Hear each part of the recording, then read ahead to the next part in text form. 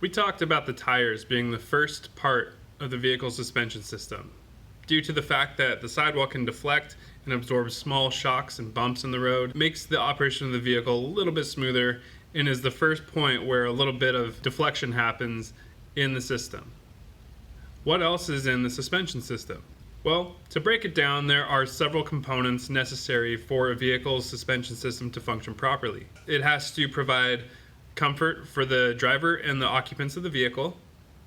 It has to promote tire contact with the ground and keep the tires in contact with the ground. It has to support the vehicle weight. And depending on the type of suspension and the type of vehicle that it's on, may determine whether it is designed to handle heavy loads, designed to handle well in a high performance situation, or be designed more for comfort. Let's look at a couple different designs and then we'll get into the components that make them up.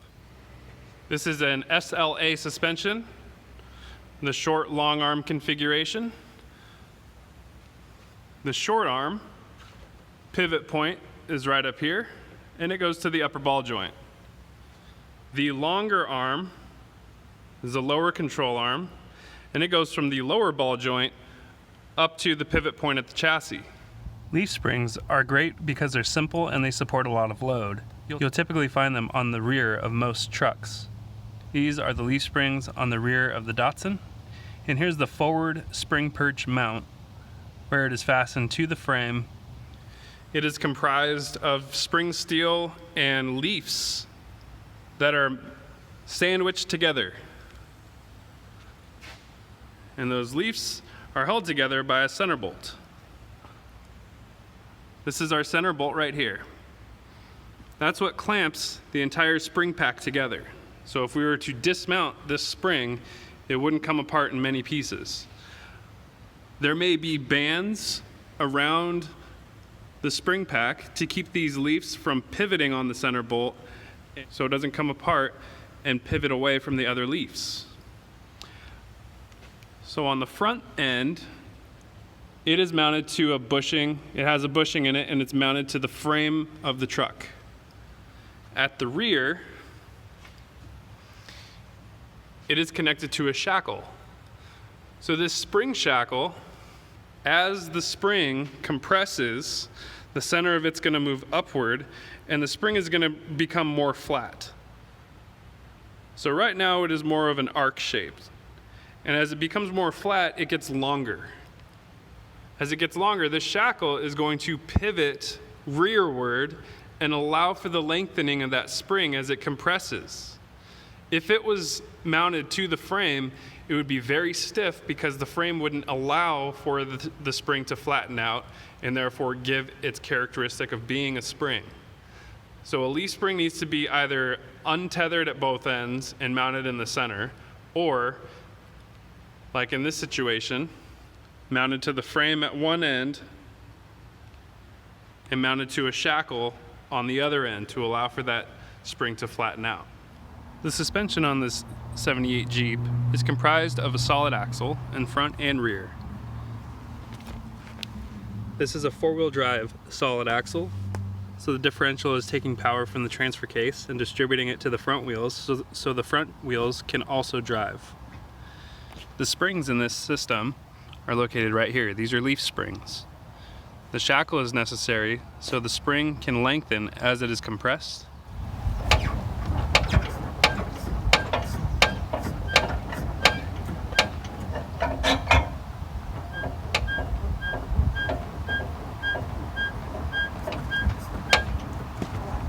There are shocks connected to the axle and to the shock mount on the chassis.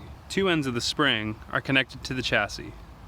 The rear mounted to the frame, right back here, and the front mounted to the shackle. In the middle, it's mounted to the axle. So as the tires and the wheels run over obstacles on the ground or irregularities on the ground, that spring can change shape from an arc and flatten. Leaf springs can be used on non-drive axles as well and used for suspension to support heavy loads. This is an example of a boat trailer, but can also be found on two-wheel drive vehicles in the front or the rear.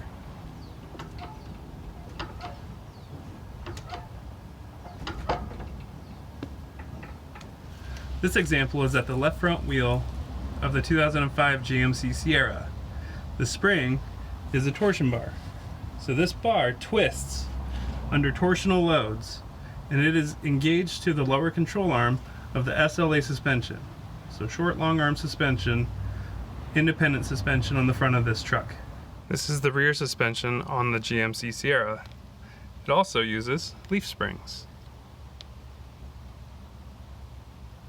Shackles can hang below the frame, or they could be flipped to where they are positioned in the upward position. Either way, it's supporting the load of the spring, and it's allowing the spring to elongate or flatten as the spring compresses. A supplemental air spring or air suspension system has been installed on the rear of this truck as well. This helps to level the chassis and support heavy loads. And here's an example of a coil spring. This is on the front of the 1996 Honda Civic. Most vehicles will have coil springs for their suspension systems. So when most people think of a spring, they probably picture something like this. A coil spring, wire wrapped around in a circle, and it can be long, it can be short, it could be in pens, it could be pretty much anywhere. And depending on the type of spring, it'll either be soft or it'll be quite stiff. They can be made in practically any size and support any type of load, but they are susceptible to a lot of deflection. Several things will determine how much a spring rate a coil spring has, such as number of coils, diameter of the coil or diameter of the wire, diameter of the spring, how wide is the spring, and how long is it? Coil springs can only support loads in one direction.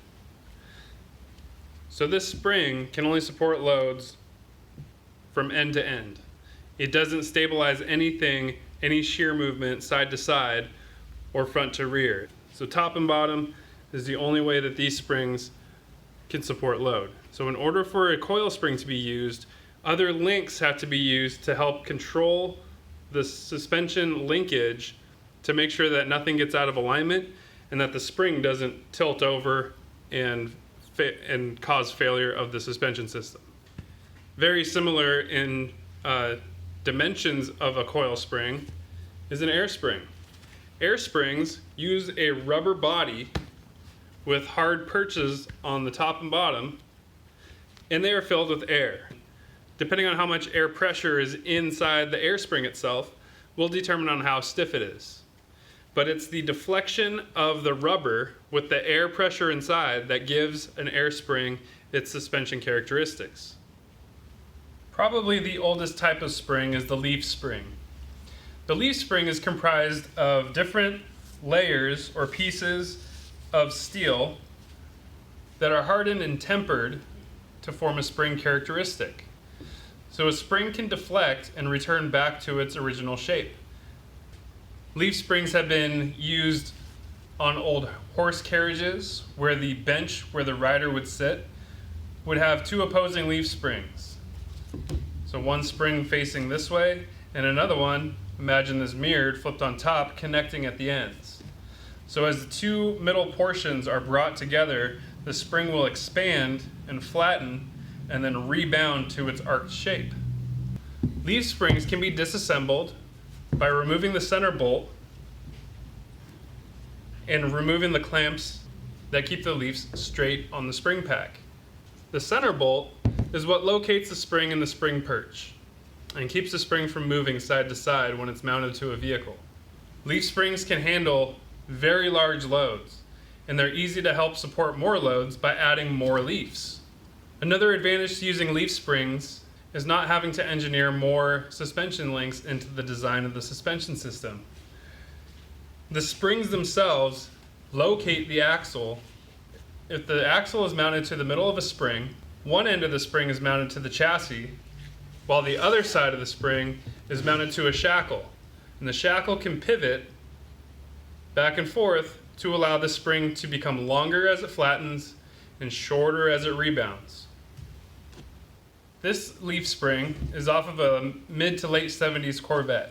It's for the rear suspension, and it mounts to the chassis in the center.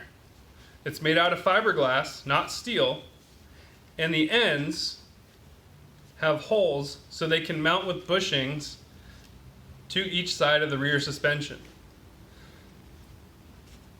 This is what's known as a monoleaf independent rear suspension, where you have your differential in the center, and you have drive axles going out to each wheel, and the suspension at that wheel is being carried through this half of the spring, and the other half of the spring is supporting the other side of the vehicle.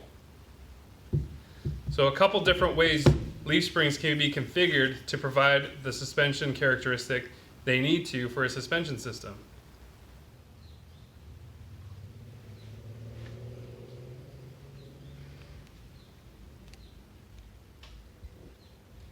Torsion bars will often be found on either the left side of the vehicle or the right side of the vehicle. Typically, they're used for the front suspension on an SLA type of suspension.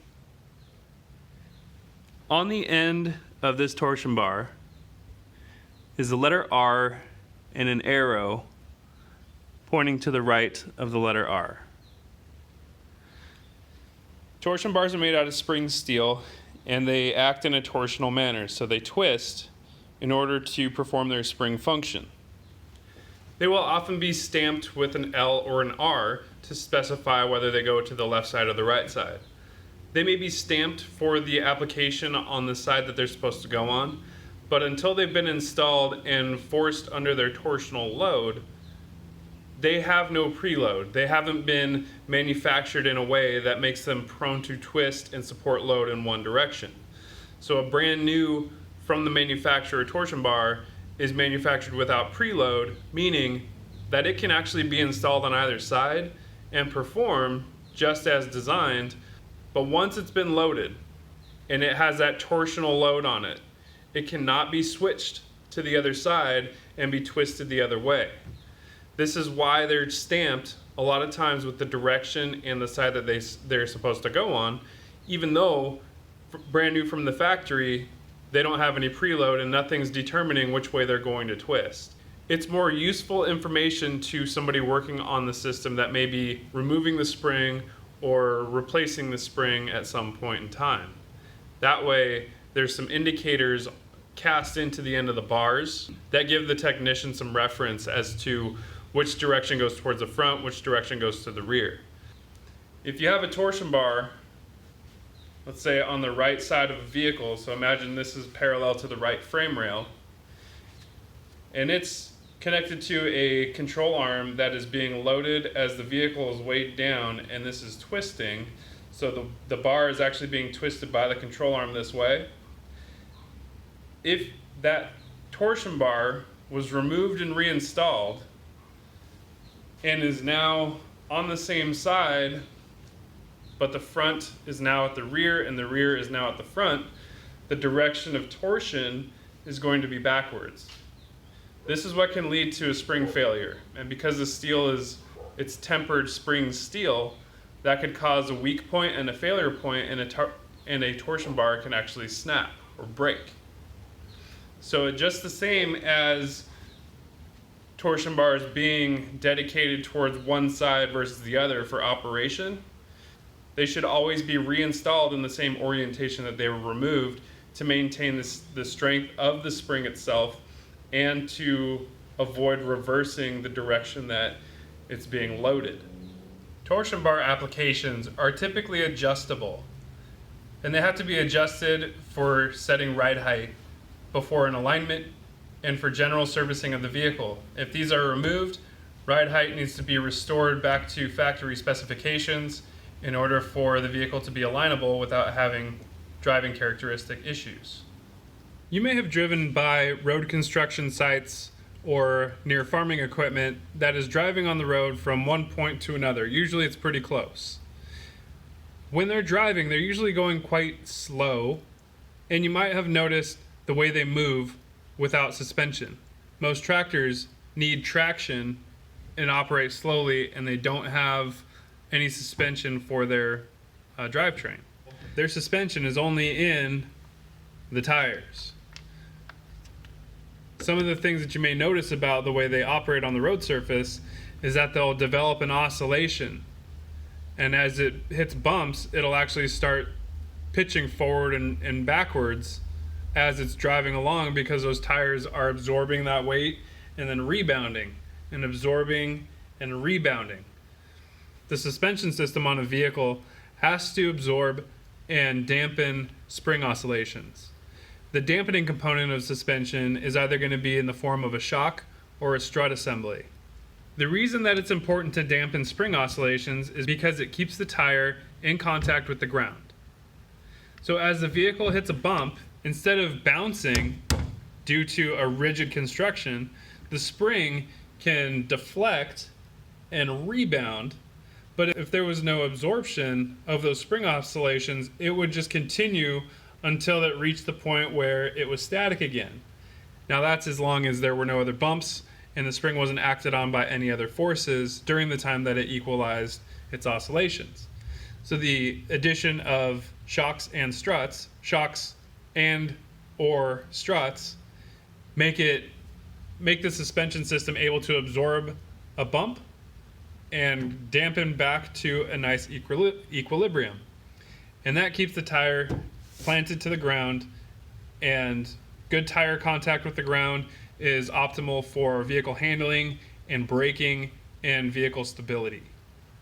Suspension systems are broken down into two basic designs, and they cover a wide range of design options within those categories. One is non-independent and the other is independent. So a non-independent suspension system will typically use a solid axle. An axle does not need to be a drive axle.